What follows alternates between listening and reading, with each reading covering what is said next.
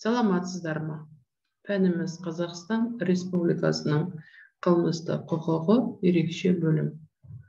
Дәріс тақырыбы коммерциялық және өзге де ұйымдарға қызмет мүдделеріне қарсы қылмыстық құқық бұзушылықтар. Орталық Азия инновациялық университеті халықаралық гуманитарлық техникалық институтының заң ғылымдарының кандидаты, аға оқытушысы Сақпаева Ұлданай Раханова. Дәріс тақырыбымызға сәйкес жоспары бойынша коммерциялық және өзге де ұйымдардағы қызмет мүдделеріне қарсы қылмыстық құқық бұзушылықтардың ұғымы. Екінші сұрақ, коммерциялық және өзге де ұйымдардағы қызмет мүдделеріне қарсы қылмыстық құқық бұзушылықтардың нақты құрамдары. Лекция дәрісіміздің жоспарына сәйкес жалпы коммерциялық және өзге де ұйымдардағы қызмет мүдделеріне қарсы қылмыстық құқық бұзушылықтардың ұғымына тоқталар болсақ, коммерциялық және өзге де мемлекеттік емес ұйымдардағы қызмет мүдделеріне қарсы қылмыстық құқық бұзушылықтар осы ұйымдардың заңды мүдделеріне, оның дұрыс қызметіне қосылуға бағытталған іс-әрекеттер болып табылады. Коммерциялық және өзге де ұйымдардағы қызмет мүдделеріне қарсы қылмыстардың түрлері Қазақстан Республикасының қылмыстық кодексінің 250-ші бабы мен 254-ші бап аралығын, яғни баптарды қамтиды. Енді біз бен сіздің міндетіміз осы аталған баптарды, яғни қылмыстардың жеке-жеке қарастырып, олардың қылмыс құрамы элементтерін ашып көрсетуіміз керек. Қазақстан Республикасының қылмыстық кодексінің 250-ші бабына сәйкес өкілеттіктерді теріс пайдалану, яғни баптың диспозициясы 1-ші бөлімі бойынша коммерциялық және өзге де ұйымда басқару функцияларын орындайтын адамның өз өкілеттіктерін осы ұйымның заңды мүдделеріне қарсы және өзі немесе басқа да адамдар немесе ұйымдар үшін пайда мен артықшылықтар алу және басқа адамдарға немесе ұйымдарға зиян келтіру мақсатында пайдалануы, егер бұл азаматтардың немесе ұйымдардың құқықтары мен заңды мүдделеріне, не қоғамның немесе мемлекеттің заңмен қорғалатын мүдделеріне едеулі зиян келтіруге әкеп соқса. Енді осы аталған, яғни Қазақстан Республикасының қылмыстық кодексінің 250-ші бабы бойынша өкілеттіктер теріс пайдалану қылмысының қылмыс құрамы элементтерін ашатын болсақ, қылмыстық құқық бұзушылықтың тікелей объектісі коммерциялық және өзге де ұйымдардың бір қалыпты дұрыс басқару қызметі реттейтін қоғамдық қатынастар. Қосымша объект азаматтардың немесе ұйымның құқықтары мен заңды мүдделері. Қылмыстық құқық бұзушылықтың объективтік жағы, яғни осы баптың диспозициясындағы көрсетілген қоғамға қауіпті әрекеттер.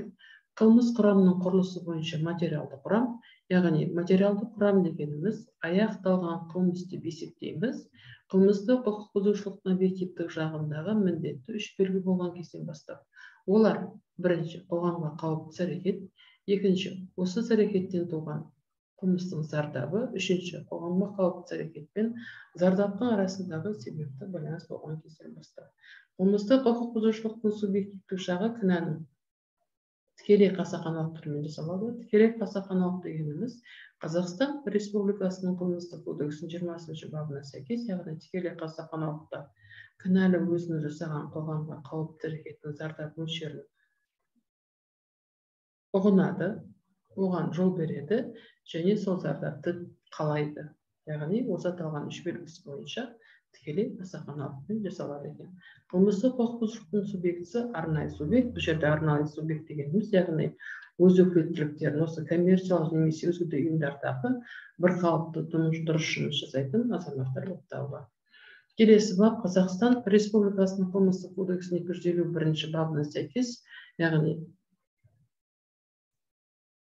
жеке нотариустардың, бағалаушылардың, жеке сот орындаушыларының, медиаторлардың және аудиторлық ұйым құрамында жұмыс істейтін аудиторлардың өкілеттіліктері теріс пайдалануы. Баптың диспозициясы, яғни бірінші бөлім бойынша жеке нотариустың, бағалаушының, жеке сот орындаушының, медиатордың, аудиторлық ұйымның құрамында жұмыс істейтін аудитордың немесе аудиторлық ұйым басшысының өз өкілеттіліктерін, өз қызметінің міндеттеріне қайшы және өзі немесе басқа адамдар немесе ұйымдар үшін пайда мен артықшылықтар алу, не басқа адамдарға немесе ұйымдарға зиян келтіру мақсатында пайдалануы, егер бұл іс-әрекет азаматтардың немесе ұйымдардың құқықтары мен заңды мүдделеріне, не қоғамның немесе мемлекеттің заңмен қорғалатын мүдделеріне зиян келтірген жағдайда. Қазақстан Республикасының қылмыстық кодексінің 251 бабы бойынша қылмыс құқық бұзушылық элементтерін саралайтын болсақ, тікелей объектісі жеке нотариустың, бағалаушылардың, жеке сот орындаушылардың, медиаторлардың және аудиторлардың кәсіптік функцияларын заңға сыйымды атқаруын реттейтін қоғамдық қатынастар. Қосымша объект азаматтардың немесе ұйымдардың құқықтары мен заңды мүдделері. Қылмыстық құқық бұзушылықтың объективтік жағы баптың диспозициясында көрсетілген қылмыстың, яғни жасаған қоғамға қауіпсіз әрекеттері, қылмыс құрам құрылысы бойынша материалдық құрам жөнінде жоғарыда сізге түсіндіріп айтып кеткен. Қылмыстық құқық субъективтік жағы кінәні тікелей қасақаналық түрінде жасалады, яғни тікелей қасақаналықтың белгілерін, қылмыстық белгілер атап өткен. Енді бұл бап бойынша қылмыстың мақсаты, яғни пайда табу немесе артықшылық алу және басқа адамдарға немесе ұйымға зиян келтіру. Бұл жерде қылмыстың мақсаты Қазақстан Республикасының қылмыстық кодексінің 251 бабы бойынша қылмыстық құқық бұзушылықтың субъективті жағында міндетті белгі болып тұр. Неге міндетті? Өйткені бұл жерде қандай мақсатта, яғни пайда табу немесе артықшылық алу немесе басқа адамдарға немесе ұйымға зиян келтіру мақсатында. Жалпы қылмыстық құқық бұзушылықтың субъективті жағының міндетті белгісі кінә екенін білесіздер. Кінәнің екі түрі бар: қасақана, абайсызда. Енді қылмыстық бұзушылықтың субъективті жағының міндетсіз немесе факультатив белгісі бар. Неге ол міндетсіз немесе факультатив деп атаймыз? Себебі қылмыстық құқықтың ерекше бөлімдегі кейбір жеке баптар үшін бұл белгі міндетті, ал кейбір баптарда бұл белгі субъективті жағында болмаса да міндетті белгі бар болғандықтан бұл жерде қылмыстың мақсаты міндетсіз немесе факультатив белгі. Аталған Қазақстан Республикасының қылмыстық кодексінің 251 бабы бойынша міндетті белгі болып тұр субъективтік жағында. Қылмыстық құқық бұзушылықтың субъективтік жағы арнайы субъект, яғни жеке нотариус немесе бағалаушы, немесе сот орындаушысы, немесе медиатор, немесе аудитор, яғни осы азаматтар бап бойынша арнайы субъект болып табылады. Келесі бап Қазақстан Республикасының қылмыстық кодексінің 252 бабы бойынша жекеше күзет қызметтері қызметшілерінің өкілеттіліктерін асыра пайдалануы. Баптың диспозициясы бірінші бөлім бойынша жекеше күзет қызметі басшысының немесе қызметшісінің лицензияға сәйкес өздеріне берілген өкілеттіліктерін өз қызметінің міндеттеріне қайшы асыра пайдалануы, егер бұл іс-әрекет күш қолданып немесе оны қолдану қатерін төндіру жасалса. Яғни, осы Қазақстан Республикасының қылмыстық кодексінің 252 бабы бойынша қылмыс құрамының элементін саралайтын болсақ, тікелей объектісі жеке күзет қызметшілері өз функцияларын заңға сыйымды жүзеге асыруын қамтамасыз ететін қоғамдық қатынастар. Қылмыстық құқық бұзушылықтың объективтік жағы аталған баптың диспозициясында көрсетілген қоғамға қауіпсіз әрекеттер.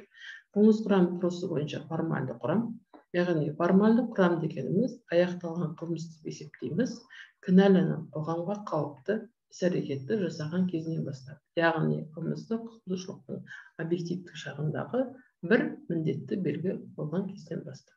Қылмыстық құқық бұзушылықтың субъективтік жағы кінәні тікелей қасақаналық түрінде жасалады. Қылмыстың субъектісі бұл жерде арнайы субъект, яғни жекеше күзет қызметкері болып табылады.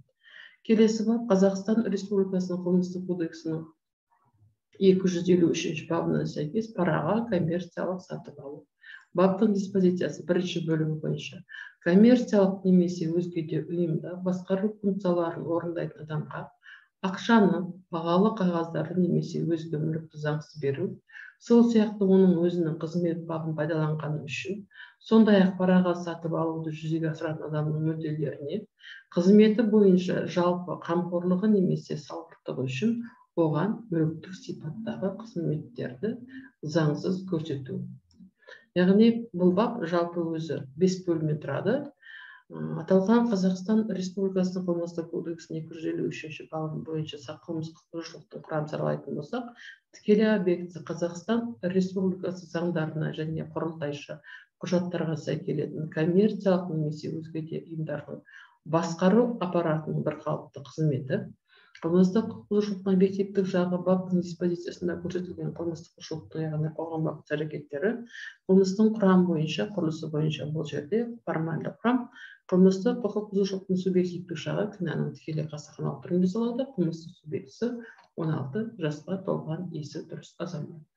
Қазақстан Республикасы қылмыстық кодексінің 254 бабына сәйкес міндеттеріне адал қарамау.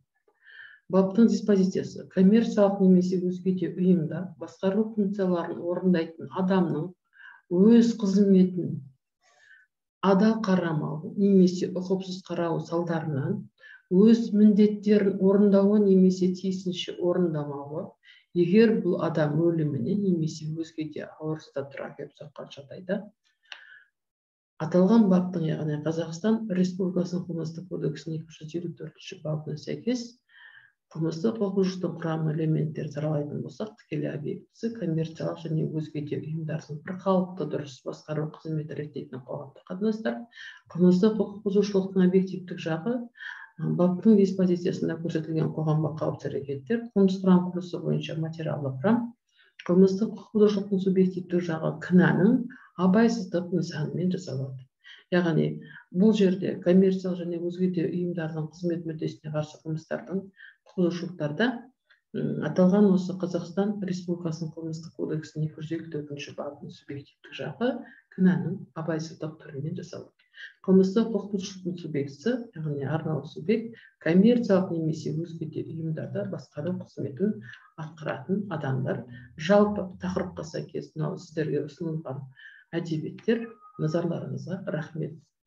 Қош сау болыңыздар.